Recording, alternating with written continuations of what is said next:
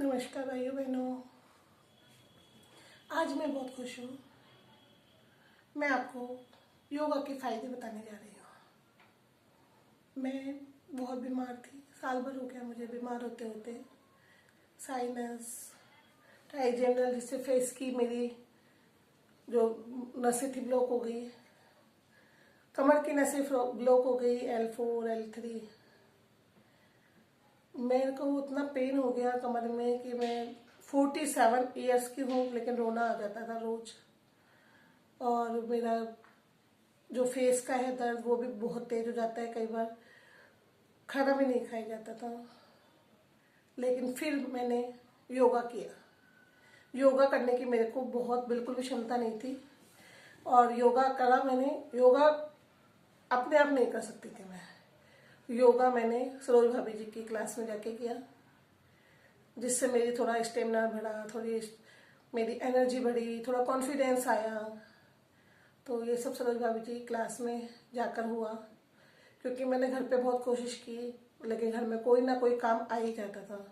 सोचती रहती थी आज करूँगी कल करूँगी, रोज ही रह जाता था इस तरह से। लेकिन सरोज भाभी जी की मेहनत और मेरी हिम्मत, उससे मैं आज काफ़ी हद तक ठीक हो गई हूँ।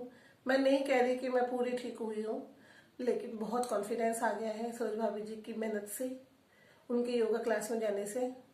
वो मेरी पड़ोसी भी हैं और योगा टीचर भी हैं। वो करीब 52 ईयर्स की, लेकिन वो और भी जाकर अपने योगा को बढ़ा रही हैं, सीख रही हैं, और भी अच्छा सीख रही हैं। उनको काफ़ी आता है, लेकिन वो और भी क्लास अटेंड कर रही हैं, जिससे वो अपने में और इम्प्रूव कर सकें। तो उनकी वजह से मैं अब 1-2 महीने से ठीक होने लगी हूँ। और वापस मेरे हो जाता है ट्राइजेमिनल का दर्द, जिस तरह अभी हाल फिलहाल हो रहा है। ज़्यादा नहीं, पर हाँ थोड़ा बहुत तो हो ही रहा है।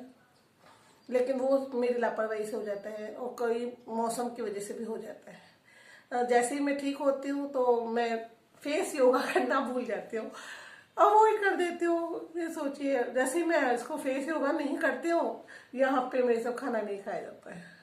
तो इसमें भाभी जी की तो कोई गलती है ही नहीं, गलती मेरी है। थोड़ा सा मौसम की गलती है, उनकी मौसम की। जो अपना मौसम है, वो ठंडी ठंडी हवा जब मेरे फेस पे लगती है तो ये ज़्यादा एक्टिव हो जाती है, दर्द बहुत ज़्यादा हो जाता है।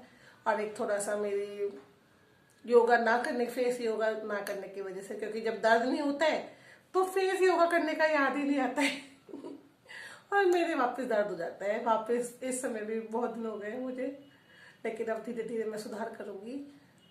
और मेरा बीपी, रोज बीपी बढ़ता था, दिन में 10 बार बीपी नापती थी। तो मैं भाभी जी को मना कर देती थी कि सरोज भाभी जी मैं आज नहीं आऊँगी, मेरे बीपी आज 160 हो रहा है, 190 हो रहा है, 200 हो रहा है, मैं नहीं आऊँगी। फिर वो भाभी जी कहती नहीं आओ, बीपी हाई हो रहा है, आपको कोई भी प्रॉब्लम है, पर आप आओ। तो उनकी इस पॉजिटिव सोच की वजह से मैं योगा कर पाई, योगा कंटिन्यू कर पाई।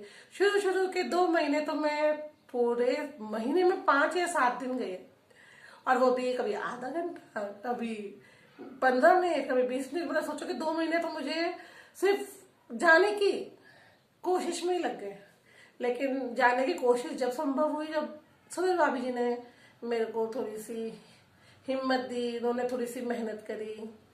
और फिर अब तो मैं बीपी नापना ही भूल गई। बहुत कम होता है जब मैं बीपी नापती हूँ। तो आपको सरोज भाभी जी, आपको थैंक यू।